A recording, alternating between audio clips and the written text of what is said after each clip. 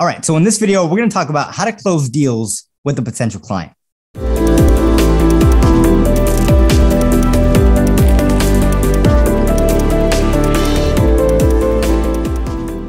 So when I was first starting out, and I was doing this for years, I used to think that I had a one-call close. And the reason that is so funny is because very few businesses, if they're doing something high ticket, which anything means like $5, $10, $15, $20,000, like rarely do you have like a one-call close. And the reason I found this out is because I went to a 2 to 3 day really deep dive session about my business, where if you watch my last video about the 3 books that, I really like, there's one of them that says from 6 to 7 figures. When I went, they asked me straight up, they're like, okay, so how does your sales process look like, right? And to me in my head, I'm like, I have 4 salespeople. No, I had like 8 at the time, but anyways, it got down to like 5 or 4. I was like, well, really, they just kind of reach out on Instagram or any place, and they'll just hop on a call, and usually it's a one-call close. And they're like, you do not have a one-call close. I'm like, yeah, like usually it's a one-call close, Man, that was just like the worst thing. I didn't know shit, I didn't know anything about my business. They would ask me about, cost per acquisition. They would ask me about my cost for fulfillment. They would ask me a ton of questions that I should know as a business owner, but I didn't. Anyways, that's your first mistake, is like, you need to understand that you do not have a one-call close. You need to understand that you need to have an actual sales process. How do you bring people in as a customer, as a potential customer, right? So now we have developed, and we even give this to clients, but we've now developed like what's called it's not ours, but we've developed a 2-call process. First call is a discovery call, and usually people have that. It's like 15 minutes where we ask a ton of questions. And then the second call is an audit call. So after we ask all the questions, we invite them over to a next call where it's like a presentation type call, kind of diving deep into what they told us and how we can help them. So it's very, very tailored, right? But the fact is, like, that template, that presentation is actually not tailored. Like, there's only 3 to 5 slides that are tailored in the 30 plus presentation. The rest is a template, right? It's systemized. So that way, any sales rep that we have can just duplicate it, which our VA actually duplicates the audit for them and literally puts all the information they need and then sends it to them for the call. So I'm going to take you through both of those right now.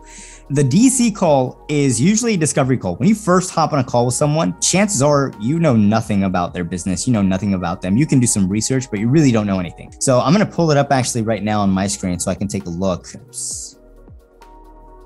Okay, I found it. So basically it goes through 8 sections, all right? But basically it should be roughly 15 to 20 minutes. It shouldn't be any longer. And the reason why is because you're not really talking about yourself or your company on this first call. The best way to feel like somebody connected with you is to really, really ask them a ton of questions, and it's question-based selling, and have them engage and tell you exactly how they feel about something. So first one is the vision. Right? You want to set up the agenda, talk about what the call is going to be about. Second thing is their business. How does their business work? So you're going to ask them a ton of questions. And this is when you really want to get to know the business, right? Because you're qualifying them too before they hop on an audit. For example, for us, our core accelerator is $20,000. Like, you need to ask them about their business, because if they're not generating, at least 6 figures, you probably can't afford it, right? Because just because you make 6 figures doesn't mean you actually know how to finance properly, and you have expenses and taxes and things like that, right? So anyways, third thing is audience. So if you want to ask them who's their audience, because again, like, they want to generate revenue from this. Need for press. So what is their need for it? Or is it just a want, right? You want to identify the 2. Number 5 is online assets. Do they have something already? Have they invested in something already? And then 6 is future pace. So what would it look like if they had it? Number 7 is biggest challenges. What is the biggest challenge they're facing? And then number 8 is overview, and then inviting them to the audit. So I'm going to go through one, and I'm going to show you how it looks like kind of in real person. I'm just going to role play. So number 1, right? Vision. Set up the upfront agenda. And you'll see how well this flows, right? You get everything that you need to in order to really help them out on that next call. So they hop on, right? And I'm going to say that, their name's Bob. So, hey, Bob, thank you so much for hopping on. I really appreciate the time. Here's a brief agenda for this call. We have about 15 minutes. Is that okay with you? He's going to be like, yeah, sure, that works. All right, awesome. So what I'm going to go ahead and do is I'm going to tell you a little bit about myself and our business. And then after that, can we dive deep into yours? Yeah, cool, that works. All right, great. So here's a quick introduction to what we do. And then I have this little link where you can click on it, and it gives you literally what to say for our introduction. After you say that, now we would love to dive deep into you. So tell me, how does your business work? I did a little bit of research, but I don't know too much. Like, what does your service look like? Oh, well, we've been doing this for blah, blah, blah, right? And the way to connect with someone is to really just listen, let them speak their heart out. because then they're going to think and know that you really did engage. So you know about their service. Awesome, right? And then the next thing is current revenue. So this is where a lot of people get like, oh, I don't know if I want to tell you a revenue. So I'm going to tell you how you can still qualify someone without them telling you their revenue. Okay. So, usually you can ask, okay, what are you pulling in every single month, or what are you doing every single year? Now, if they don't want to tell you that, you say, okay, cool. Tell me about your service. They tell you about their service. All right. Awesome. So how much does that service cost? It costs about $5,000. Awesome. Nice. So how many leads do you usually end up getting every single month? The reason you want to ask that is because you want to see how much traction they're bringing in. So if they charge $5,000 and they bring in a lot of traction, they're probably making a lot, right? But this is how you figure it out specifically. Oh, I get about 100 leads every single month. Oh, wow. Okay, great. And about how many of those do you usually just close, just on a regular basis?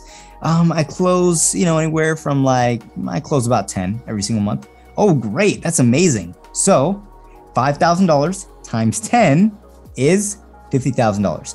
Right? So now that you know their business brings in $50,000 every single month, this is if people paid in full, right? If they pay in payment plans or whatever, you can, think anything from like $30,000 to $50,000 every single month. All right, great. Now you don't have to ask them how much they make every single month or every single year, because you figured it out by asking them the questions. And then another thing, okay, how big is your team size? So if they have a team of like 10 or 20 and they have $50,000 in revenue, that's a lot of people. Their expenses are probably really high. So this is giving you a good indicator of what their business is doing, how healthy it is, things like that. And who are their ideal customers? You want to know who exactly their ideal customer is, because they obviously want to make more, right? And then anything else. So I put a different section because you want to ask these questions just in case. So like LTV, like let's say, they charge $5,000. LTV is their lifetime value of a customer. So if they get 10 leads and they charge $5,000, it's $50,000 a month. But if one lead that they bring in is worth not 5, but 15,000 because they buy from them 3 times, then we know that if we bring them one customer, it's not worth $5,000 to them. It's worth $15,000, 3 times that. The reason that's important is because if you just thought of 5,000, then it's not going to be a big enough ask, right? If I'm selling a service for 20,000, I'm going to have to get them 4 clients to make their money's back. But if it's 15,000, now that I know the lifetime value, if I get them 4 clients, it exceeds that number, right? I only really need 2 clients instead of 4 to make sure that this is worth it for them. So that's why that's important. But anyways, I have other questions about closing ratio, how many leads, how many do they close? Same thing that I was telling you. Number 3 is audience. So now that I'm going through that, cool. So who do you want to get in front of, right? Who are your customers? They're going to tell us about their customers.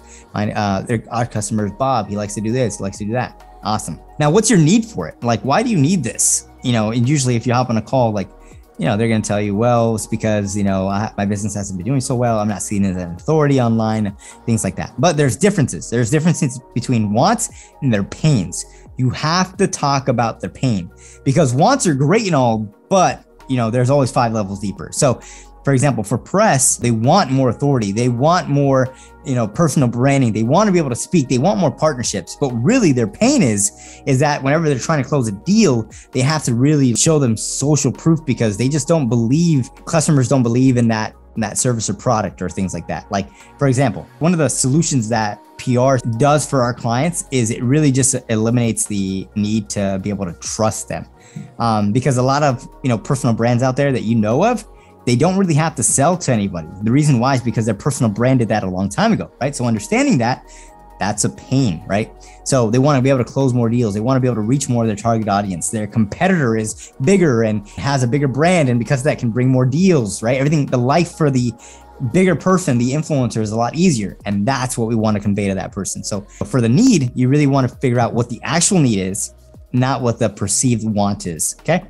Online assets. Awesome. So now that you've told me, what kind of your need is, what have you invested in before? You basically want to see if they've invested in themselves before, and if they have something like that already online. So for me, it's like, okay, do they have press already? And why didn't it work? With things like that, right? Being able to analyze it. If you're in Facebook ads and, they've invested in ads before, then this is your perfect moment to help them and educate them and things like that. Okay, future pace. So if you had the press you wanted, right? If you had the ads that you wanted, what would your life look like? How would your day-to-day look like? Things like that. So they're basically envisioning what it looks like to work with you. Now, remember, this is just the first call. I'm just diving in and really doing a deep dive on what it means to do this sales process, okay? And then after you talk about the future pace, then you talk about their biggest challenge. So what is the biggest challenge that you're currently dealing with? And they're going to say, look, Like my biggest challenge is authority. I don't have the authority, and because of that, I have to justify my high prices, all of that type of stuff. These are famous words that were taught to me when I was going through the 6 to 7 figures thing. So you start asking them, well, how long has that been a challenge? So for example, if they've had this challenge for 5 years, holy shit, right? Like that's bad. So you want to make them aware of these things. So how long have you had this closing challenge? Oh shoot, man. Like honestly, it's been a year or two.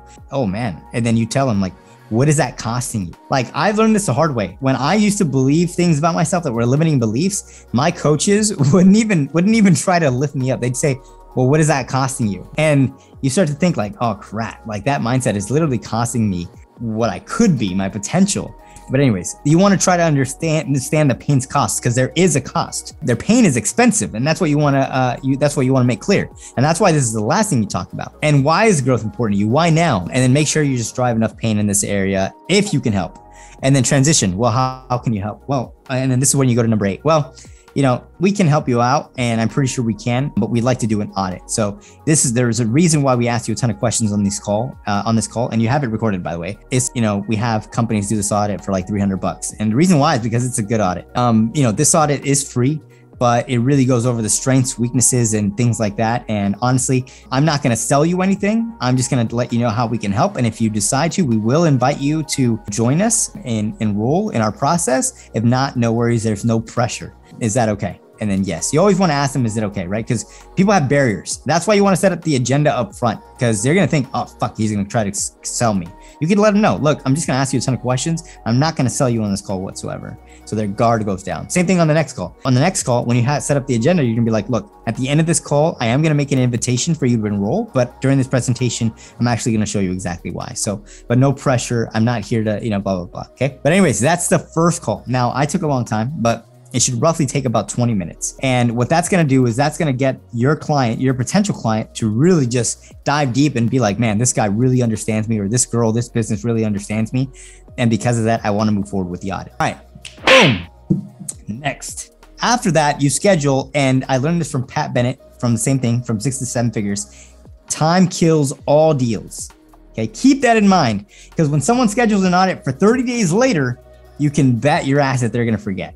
All right. It's just natural, right? Like, dude, I forgot what I ate this morning. Like I don't have time for that, especially business owners. So you got to schedule 24 to 48 hours afterwards. Anytime afterwards, you're literally betting on the fact that they're going to not move forward with you, especially if you got them disengaged. But anyways, the next one is all about the audit. So I'm also going to show you how that looks like for us. So this is a little longer. This should be a 45-minute call to an hour call. And the reason why is because this is where you really dive deep into what, they talked about in that first call, and then you help them out. So I'm going to take you through it, but I'm going to do it really quick. So the first thing you do is, you set up the agenda. Hey, Naeem, we prepared this audit for you. So let's go ahead and recap. If you're doing this yourself, you'll just say what showed up on that first call when we spoke.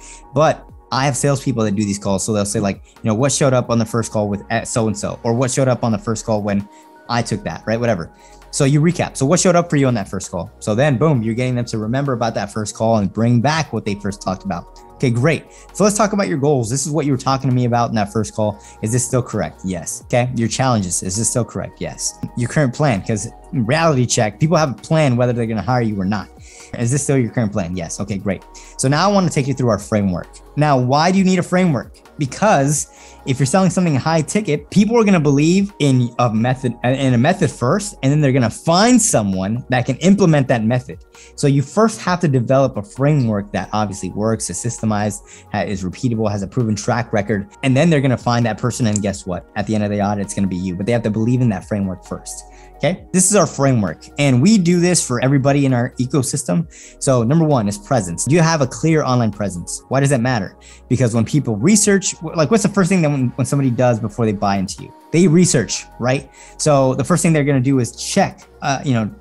They're going to write your name down. They're going to write your business, all that stuff. And this is where we get like 5 levels deep, and we want to control what people see about you. Because if you can control what people see about you, you can control what they think about, which influences purchasing behavior. Anyways, this is off topic, right? But you go through the framework. So you'll talk about your framework. So for us, it's presence, permanence, leverage. 3 steps, and you should always have 3, like no more than that. Here's what we found during the audit. Now we're gonna do the audit based off of our framework. It has to be in our framework. So this audit is designed, and every audit that we've helped develop, they're all designed to change one word and still change the entirety of it. So I'm going to give you an example. The 3 things that are highlighted right here, this is what the VA changes. So online presence. Online presence is not clear. You should own your name results. Now, if I remove not, it becomes online presence is clear. You should own your name results. Entirely different sentence. And I just changed one thing, right? Because you want to make it systemized, repeatable. You did show up on Google using your name. However, search results aren't strategic. We need to control what people see. Now, it could be the same thing. It could be, you could change it. You didn't show up on Google using your name. Or you could say, your search results are strategic. We need to control what people see. Same thing, are, aren't, don't, do. No videos displayed. 80% of internet consumption is video. Videos displayed. 80% of internet consumption is video, right? You want to be able to just make those small little changes because the audit, the framework still stays the same, but it's still entirely tailored to them, right? And you can do the exact same thing. The reason I know you can is because we have a ton of clients that do it with fitness, that do it with finances, that do it with insurance, like a ton of stuff. Then I asked them, what would you rate yourself a 1 out of 10? And the reason why is because you want to get realistic with them. So if their online presence is a 4 and they say 4, yeah, it does definitely need some work, right? And they're always going to give themselves a lower thing. Because why? Because people like themselves are their worst critic. Then you show them an example of what it looks like to actually have one and have a good one. And then you show an example of a client. Okay, the next thing that you do the audit for, social channels. That's for me, right? Social channels are a resume for your work, or social channels are not a resume for your work. Your socials gauge how authoritative you are, or your socials don't gauge how authoritative you are. You don't post consistently and provide value, or you do post consistently. Anyways, things like that, right? You want to have that type of stuff. Then you show an example of how it looks like. Then I go through media channels. But anyways, you'll do that whole thing, that whole spiel, and then you'll do an overall analysis. This is where it gets custom. So your strengths, what are the strengths of your client, your potential client, their weaknesses, and then their opportunities by working with you. Now, you should know this because weaknesses are all talked about in that first call. The strengths you should know about on that first call, and the opportunities is like, obviously you just connect the dots. Where can you help them, right? And then you go, welcome to Influencer Press, or welcome to whatever company that you're talking about. We believe this. For us, we believe PR is organized truth, right? If you can control what somebody sees about you, you can control what they think about you. We've been writing at major publications for over 5 years, hire staff directly from entrepreneur.com. We are a full service PR agency. Our goal is to do this, blah, blah, blah. Here's our previous clients, right? You take a look at that. What I do here is show a wide array of like clientele to show that we work with all different types of people. But there's one thing in common, and it's right. It's what I put on the bottom right, is that they're all A players. And all A players that I've worked with, all multimillionaires, follow a process and a proven roadmap. And then boom, that's when you go to your next spot, the roadmap. Okay. Now, whether it's our own or whatever roadmap you end up choosing, all successful people follow one. Now, I'm just showing you what have worked for our clients, and you show the wide range of clients. And for us, we have pretty big clients. So it's like, boom, like no brainer, right? But then we go through phase 1. This is what we offer you. Phase 2, this is what we offer you. Phase 3, this is what we offer you. And then a little bonus here. And this is how it looks like. And then results. Now, the results are not the deliverables. Deliverables are like, I'm going to ship this out to you. I'm going to ship all of these coasters out to you, and you're going to have coasters. That's a deliverable. But what does the coaster do? The result is now when I put my coffee, it's not going to get all over my keyboard, and it's not going to get messy all over my desk. It's going to protect you from stickiness and blah, blah, blah. That's a result. Okay. And the reason that matters is because you need to define what result happens for your client if they hire you, because deliverables and results are different, right? So for us, it's dominating your online presence, investing in your digital real estate, which is your name, your website, your social presence, things like that, giving you a jumpstart, blah, blah, blah. Then you got to have a one-liner. For most people, becoming an influencer is an anomaly. At Influencer Press, it's a process, right? Boom, have your one-liner. Are you ready to become a thought leader?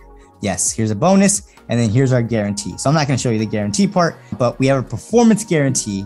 We do this, and this, all within 60 days, or we give you a complete refund and this. Now, the guarantee is probably one of the most important parts of your entire process. The reason why is because the reason people buy from someone is because they trust them and they feel safe. They feel that their money is safe with them. Now, you got to have a guarantee that is completely safe if you want, like if you have something that says no refunds, the only reason somebody's going to buy from you is because you have such a big name and you have, great track records that people already know about. But if you don't, it's like super hard to get away with just no refunds. Why would you not give a refund? There should always be a case in which you might be in the wrong. So, I mean, we've been in the wrong. Like, it's just natural, right? We're a business. And then, in my next video, I'm going to talk about how to mitigate risk. And that's where we have a client success guide that's 7 pages, contract that's 21 pages, things like that. And it's basically a rule book and a guidebook. So if you want to watch that, it's going to be my next video. But it talks about your engagement with your client. But anyways, we say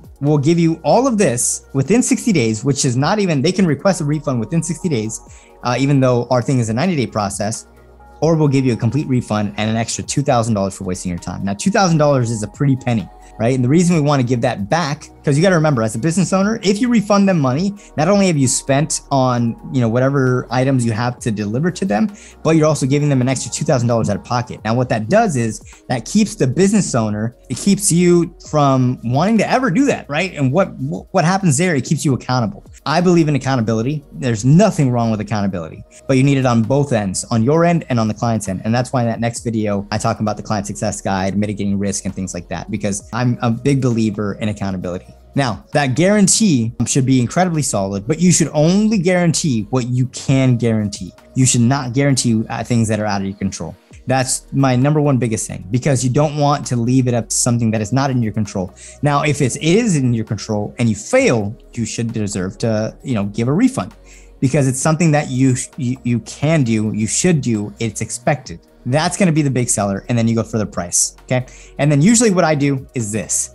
I always assume to close, but I don't just wait like many people say. I go like this. The cost is $20,000, but if you pay in installments, you can pay $5,000 a month for X amount of months. Now, which one best suits you? That's it. I assume the close, because remember, I told them in the beginning, I'm going to invite them over. And then that's where they say, I'd like to pay in full. Can I get a discount? Or I'd like to do the payment plan. Okay, great. Let's go ahead and take your card information now, and then I'll get you onboarded. And then onboarding is an entirely different video. This one is all about sales process and how to close a client. But the next video is like, you got to have this stuff down to a T, because if a sales rep was doing this, it needs to be repeatable, a process. They should not be able to think about it. It just happens all the time. Now, if this video was good, go ahead and like, subscribe. I'm going to be dropping a lot of major bombs on this stuff. And you're going to like my other videos, which have to do about client fulfillment, because that's number one. Well, thank you so much. I appreciate you for being here.